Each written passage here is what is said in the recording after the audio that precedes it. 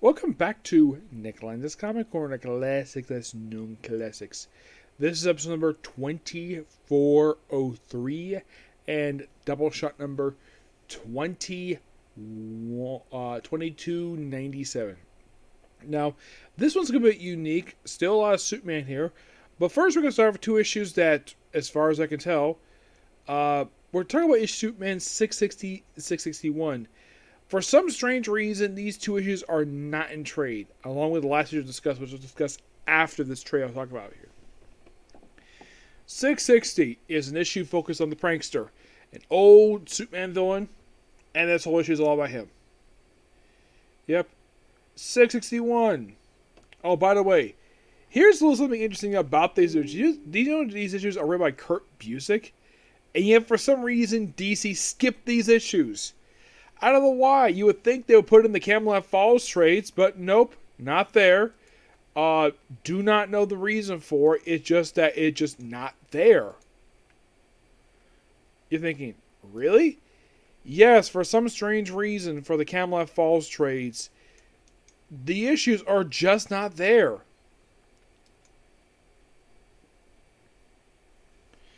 Yeah, here's the thing though.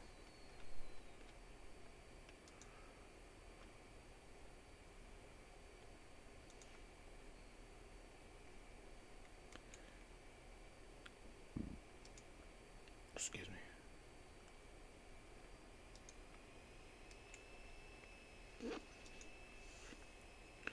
Like, yeah, are they collecting the deluxe edition? No. They're not here at all. They're not in that trade. You're thinking, what? Yeah, they're not there.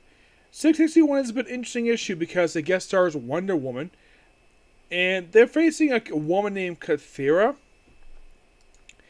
And from what I can tell, I believe she's like a one-shot character. Because I don't remember her like appearing after this issue wrapped up. Yeah, I think this was her sole appearance. Apparently she was a Greek. And she is Superman, basically Superman Wonder Woman fought her. And she's defeated. And here's the thing though about this woman. She never appears ever again. It's like, this issue feels like something Kirby would have done for a Wonder Woman comic if he was writing Wonder Woman at the time. But he wasn't.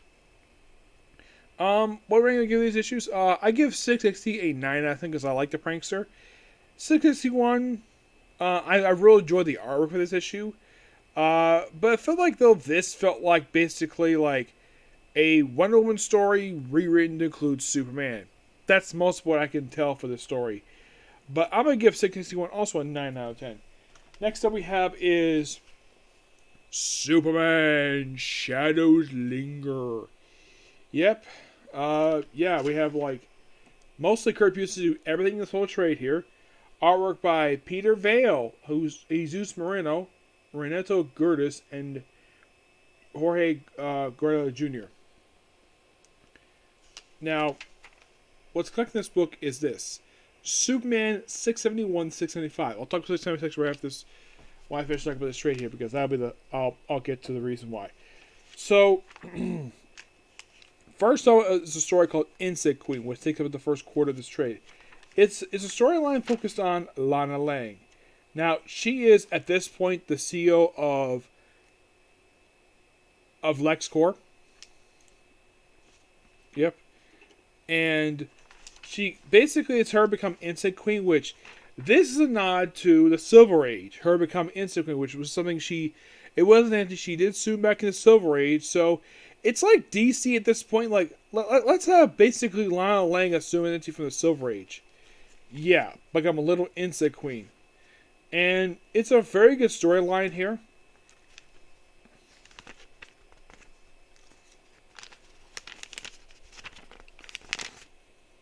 For some reason, the page is folded. There we go. Yeah. In case you're curious, of these 5 issues, I think Insect Queen takes a few issues. Lex Luthor's in the issue as well. But it's a really cool storyline. It definitely feels like a classic Superman storyline. But Insect Queen is like a completely separate character, mostly. So, yeah, this gets wrapped up after only just I think like 3 issues. Yes, because it's a 3-part storyline, and then Shadow's Linger is like the following 2 issues. Yep, that's mostly what it is, but I do enjoy this. If you're a fan of Superman, check the book out.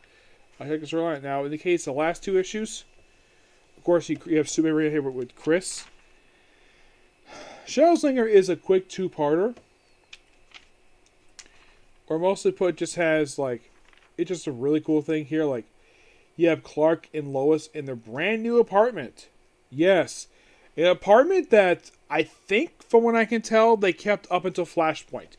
Yeah, here's 2-page spread of it. Yeah, I believe this apartment they had up until Flashpoint because they had this thing constantly, which I thought was really cool they introduced this. Now, this issue, I'm presuming this is 673. Or maybe 674. 674 came out in, it says here May, but I'm presuming it's probably March. Yeah, March of 08. So, yeah, having this for a few years and then basically just never seen again. Go forward to Solitude. We have Mon-El here. Always great to see Mon-El. The other guy called Paragon. Who is Paragon, I might ask? Well, he's basically a villain from Justice League. Yeah, Kirby used to create this guy back in the 80s. And here's the strange thing, though. This 2-parter was his first time he appeared since Justice League 224. That was the last time he ever appeared in a comic. And Superman fought him. Yeah, I thought basically that's kind of weird. The fact that we have a character make debut in 84 and he returns 24 years later for a quick 2-part story. And that was it for him. Yeah, but it's a really good storyline here. Yeah, Superman full of his for a couple issues. Really cool. More stuff with Chris Kent.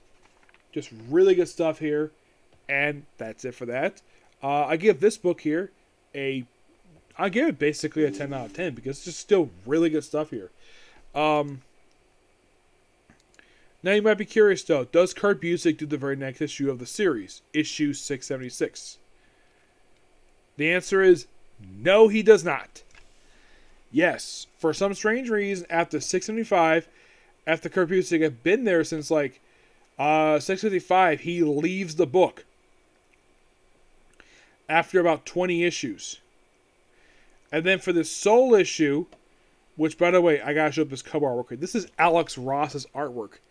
Yep, Alex. This is done by someone by the name of Veniti Desali and Julian Lopez as the artwork.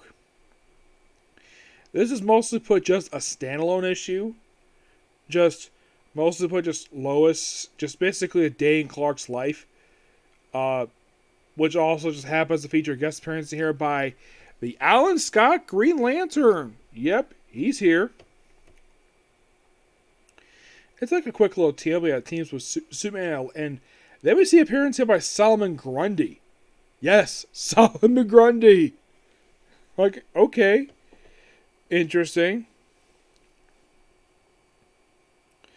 And then we lead to, we're going to kill a little bizarre, and that's it. If you're curious, what was the very next storyline that came right after this one wrapped up? You really want to know? The Coming of Atlas was next. Yes, that was the very next story. James Robinson goes book with the very next issue, and he doesn't leave until prior to Grounded. He's on this book for the next 2 years. But yes, with that, I have covered all. By the way, I give this issue I'll give it basically a 10. I think it was really good here. With that, I have covered all the issues released for Superman. They're released from the year 2007 to present. I'll be right back.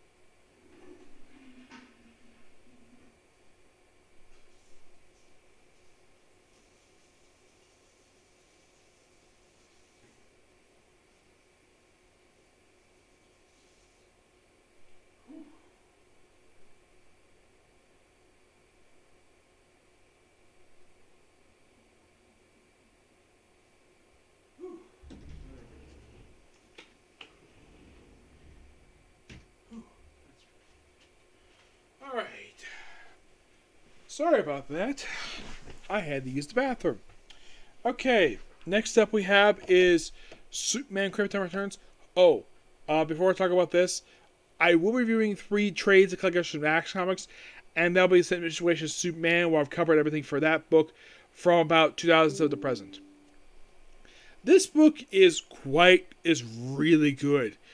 This book collects Action Comics 1047, 1050.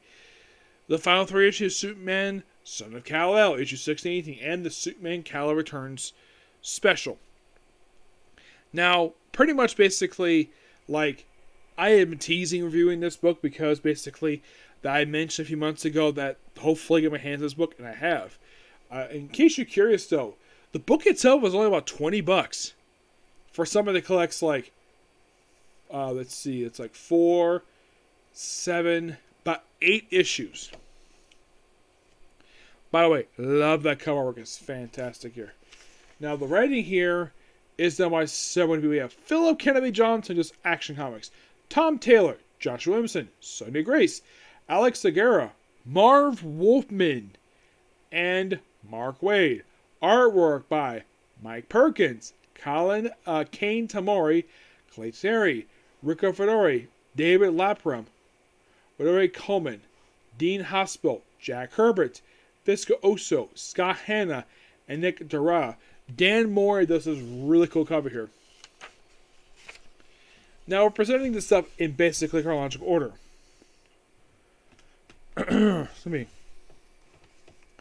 We're starting with 1047, as we started here. These issues in particular here, this issue here is mostly put just Metallo be visited by his sister. Yep. And then we have Superman bringing a war world to Earth. And he, of course, talks to the UN about this. He's here. His entourage is made up of Supergirl, his son John Kent, Connor Kent, Metallo, and basically Steel, and both Steels.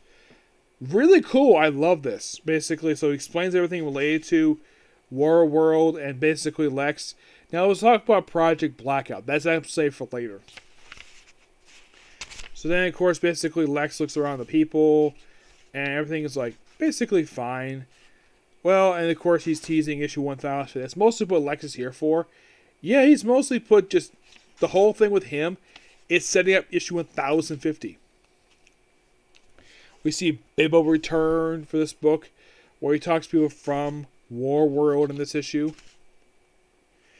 And then Orion Calabac, yes, frickin' Calabac, show up here because the war people, along with Metron, who's back in his chair. Though I think they may have slightly updated him. Like, what is up with his look? I thought that was kind of weird.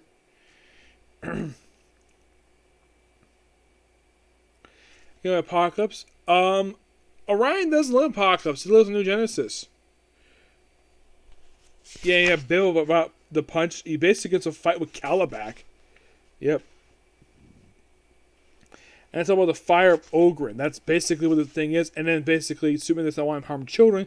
So basically Superman punches Orion in the face, also knocking out some of his teeth. Also knocking part of his face, his helmet off. Of course, they get to you have the two sons of Darkseid fighting Superman. Meanwhile, at Stryker's Island, Metallo sits alone in his cell. Going to 1049, you have Lex talking to Metallo thanks to a chip planted in his head at some point. Meanwhile, Superman is continue fighting the, and of course you have John helping out here too, and other people, and of course they are told to leave, and of course they will not give up him. Really cool here. Now, Superman himself had basically suggested that, well, some of the citizens of Warworld live on Earth, and they want to get the people to live on their own planet. And he did explain very normally.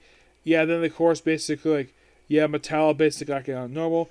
And then we have Lex Luthor talking to Manchester Black. Now, here's a little fun fact for you about this scene. Prior to this comic, I don't think Lex has ever met Manchester Black. Manchester Black showed up in 2001. Lex has been around since the freaking 30s. So why is he here? To take Manchester Black hostage. To set Project Blackout, which this leads into 1000. But that's not. We're not leading to that just yet. Next, we lead into Superman Son of Kal-El, issue 1618. We basically go through all these issues here. Yep. So we have a flashback of John with his father when his Black Superman so far from the Lois and Clark book. That's basically teasing what's going to go as a backup feature of that book. You have John going to school. Mostly put in this issue here. It's just basically a day in the life of Superman.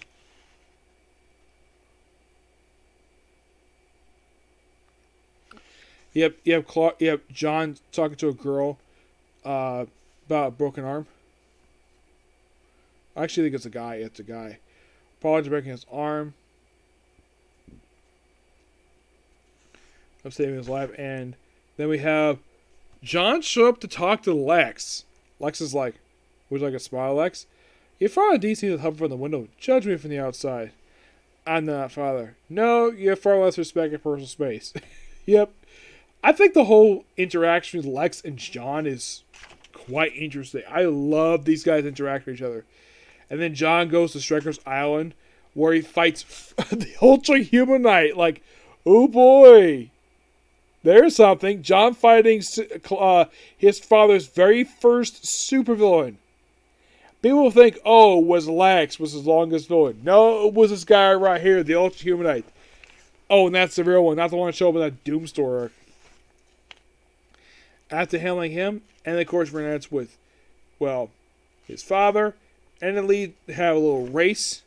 It'll lead into, well, basically think of like 16 as like a standalone issue, and then it takes place between the stuff.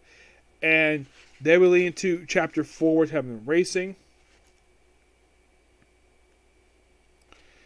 And then it looks like we have are building up basically the farm. Yeah, the farm gets rebuilt. So, and then we have this guy who's like a fire starter. Yeah, and the Just Like Infirmary, and of course you have, believe it or not, John visiting with his boyfriend, Jay. And then we lead into the final issue. We have stuff here with John where he basically is like, oh, you're part of Project Blackout. Interesting. Yeah, I believe it's the final issue, which is chapter 6, where you have Batman here, and he's here also for 1000 and the return issue.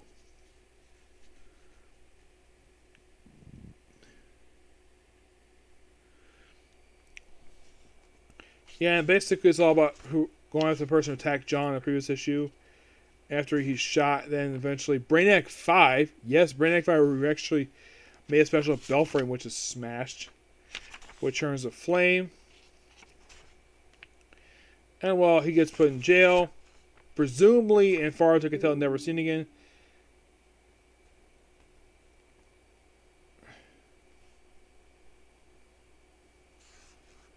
And then we lead into, well, actually 1048 was next. It's kind of weird how they presented this. We have, I think it's a backup feature for 1048.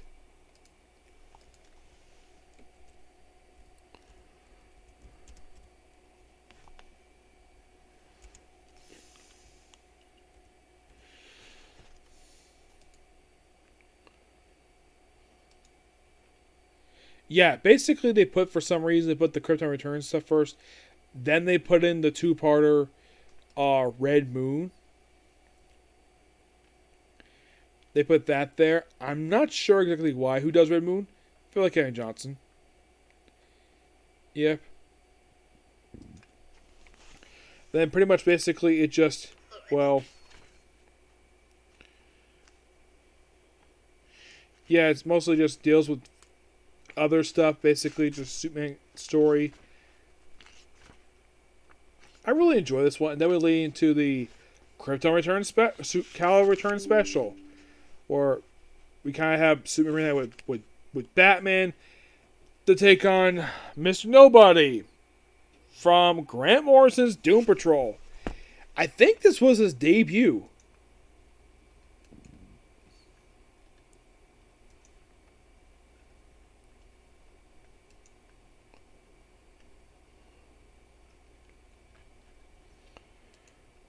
Let's see. For Prime Earth, no, he actually made his debut in the previous volume for Doom Patrol.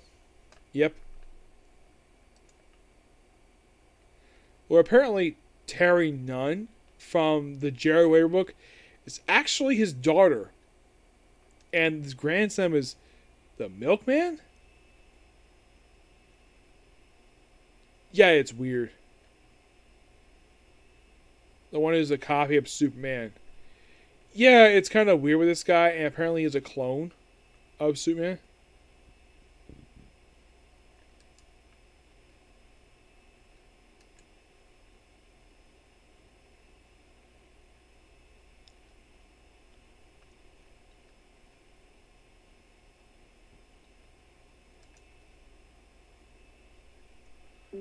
It's like the whole milk stuff. Yeah. It is interesting, though, to see Mr. Noble pop up in a Superman book, which I think this was his only time he appeared in a non-Doom Patrol story. Yeah, this stuff is just really cool. I like the fact he did this. And I have to take on various versions of the thing, of course, after that. Then we have a Sonya Grace story for Jimmy Olsen. Yes, Sonya Grace, who I keep mentioning is a guy who at one time put his foot out on Twitter. But the story is really fun. Yep, we have John doing the whole thing of the green car smashing against a rock. I love the homage. That's not the only homage we got here. Oh no. Yep, and then we have more really good artwork here. It's basically like stuff related to what's going on in the John Kemp book. That next story is done by it's called Distractions. That's Marv Wolfman did that story and Jack Herbert. And then you have Home, where you have, get this, the artwork done by Fiko Oso, and it's really cool. I love this artwork. It's mostly put Superman reuniting with the Justice League. Then we have basically, that's the 60s, the 70s, and that's the 90s. Yes, the freaking 90s. Yep. Anyways, with Nami, with Flash. Oh, by the way, they confirmed this actually is Wally West Flash. Yes, Wally, not Barry. We see Marshmallow here as well. We're basically inside, I think, the Justice League, the Hall of Justice. We see various statues. We see like a picture that was a nod to the classic story, Tower of Babel. Yes. And then we have this one here. That's from The Death of Superman. Yeah, that's where that's from. I thought that is so cool. The fact that in the Hall of Justice we have a picture from Death of Superman and Tower of Babel. Just really cool stuff here. I think the special was awesome. Leading into 1050, the double-sized issue that concludes this whole entire storyline. Project Blackout. So basically, Lex sends Manhattan Black to murder him and use his power to wipe everybody's memory of who Superman and John are. Yep, and the only people not affected by this are people who were on the Kent farm at the time. Yep. And we have Perry seeing Jonathan Kent again, which is so awesome.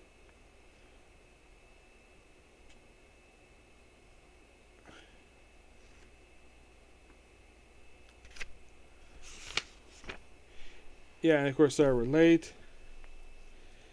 Do I say wrong? And all of a sudden, Perry has a stroke. Yeah, Perry's got a stroke, and he's in the hospital. And apparently, this wild signal's going off, and it's Lex, who made an updated version of Jimmy's signal watch. Yep. And he mentions the events of, looks like Dark Crisis, and it looked like maybe the Warworld stuff, which is interesting. And of course, you have Lex on the panel. Of course, he gets in a Lex suit, obviously. Yeah, this Lex suit, a new version of the war suit he normally have. And he fights Superman, gets defeated. Oh yeah, Manhunter's Black is declared dead with this issue. So he's off to jail. And after he's defeated, they do research. So apparently, the Justice League, the Reservists, and the Titans all have psychic defenses about the Martian Manhunter. So, mostly put, the Justice League, the Reservists, and the Titans all know that Clark Kent is Superman. And I do have a theory of why DC decided to do this. Why would it do something that basically Bendis did during his run? I'll get to the theory for that. So, yeah, so...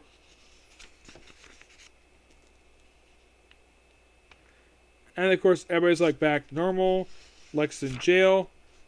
And then we get teases here. Yes, teases for various stuff afterwards. Like, the first tease we get here. This one here, that's tease for Josh Williams as Superman. This one here, that is for Avengers Superman John Kent. Which that's where we see the return of Val Zod. For the first time since Earth 2 Society concluded. And as for the whole thing with Mattel, I believe that's continuing the pages of Action Comics. And that's it. Plus, you got a lot of that included variant covers here. This book is fantastic. I love it. 10 out of 10. Okay, what is my theory of why DC decided to undo the Superman publicly revealing his secret identity to the public? Which was the second time this continuity they did it, and then by Rebirth it got ignored, or at least basically got undone somehow. Why didn't they do it this time? Well, my guess is DC wanted to take the Superman book in a new direction, and they wanted to make it. I guess some people at DC must have felt this though, that I don't know about the higher ups per se, but my guess is some people probably were not happy with Bendis during his time on Superman, and this is one of the things they undid, was basically undoing the whole thing of Superman's identity being publicly known. I guess that some people in DC were not happy he did it, but he did, and this is probably a way to undo it and give Superman a fresh start. That is mostly what this is. It's a fresh start, and still, my friend Timmy will still love to see undone. Like, this I'm sure he's very happy with. The whole thing of Superman identity from Bendis to be undone. But I think the one thing he would love to see undone is John Kent, the age of John Kent. Like, he wanted to see him go back the way he was before Bendis took over the book.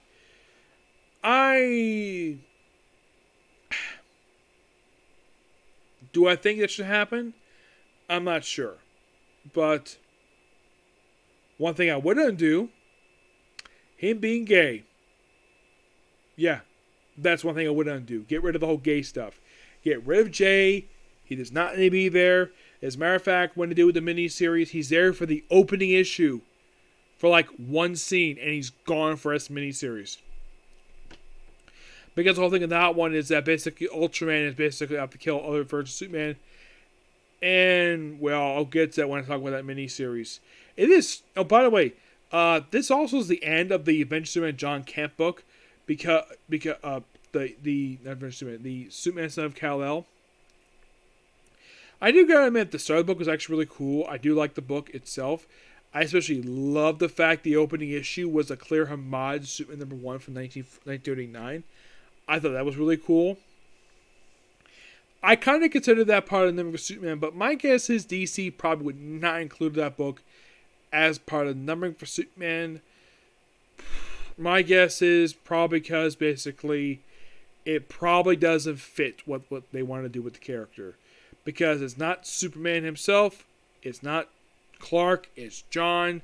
They probably had the book part of a separate numbering. So, when the book got relaunched in 2011, it reached issue 714. You have 52 issues to that book. That is roughly about 764.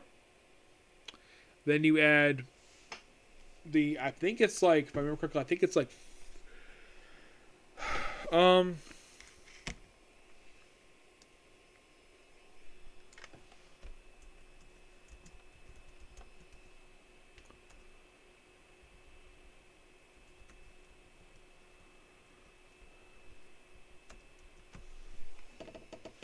Superman Volume 4 was 45 issues. And I think that brought it just past issue number, let's see, 62. I think it probably was like issue, I think it was like 38, I think it was. That was probably like considered to be the 8th on the issue for the series.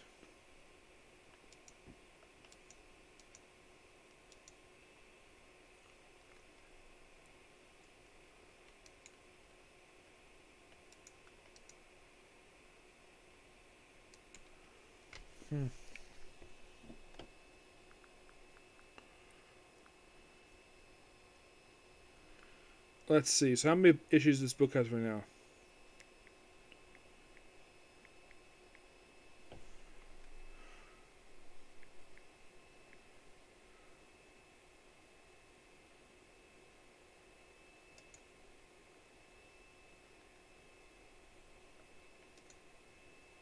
So basically, issue 34 was the 800 issue. So, and I think like volume 5, which is the been this one, that was 32 issues. And I believe the current run is, well, they just released this 6th issue, so.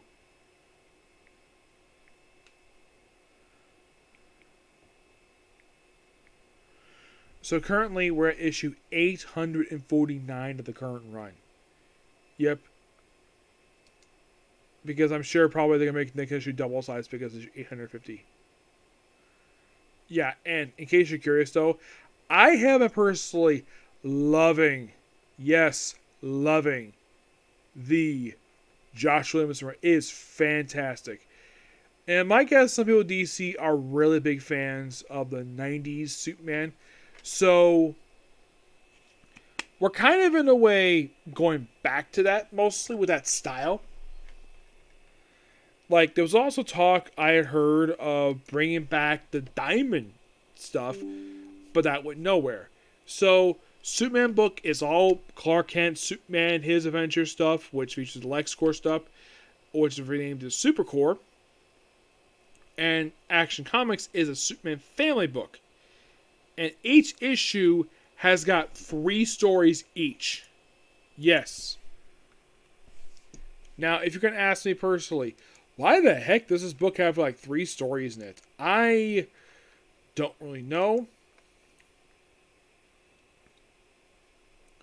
Yeah, so like each story from issue 1051 forward is basically 3 stories.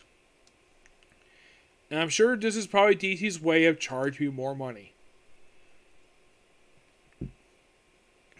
Yeah, so when this first show comes out, I'm definitely looking forward to it. Yeah. So that's going to be pretty much it for this particular review. And sadly put, that'll be pretty much the end, the last video for tonight. So I will see you all tomorrow. Now, those are the I want to do, but it's getting kind of late, so I'm going to wrap up here. So tomorrow, it'll be, well, probably just Doctor Who and maybe one Comic Corner at best. Okay, thanks, video. Bye.